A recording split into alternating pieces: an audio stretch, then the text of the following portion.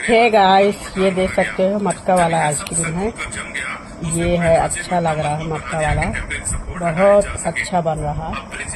तो मैं खा रही हूँ मटका वाला आइसक्रीम। साथ ही देख सकते हो कैसे धीरे धीरे घुल रहा है, ऐसे ही खाना चाहिए। तो इसमें सभी चीज मिला हुआ है, बहुत गाढ़ापन है।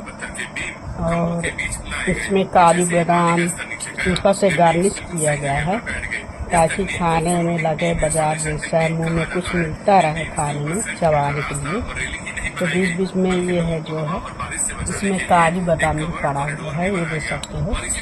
हमने ऊपर से गार्निश कर दिया था, खाली आइसक्रीम भर नहीं है। ये है, ये पड़ा हुआ है ऊपर पर दिख रहा है। ऐसे खाए, एंजॉय करे, मस्त रहे, खुश रहे। घर में बनाए हुए हैं आइसक्रीम।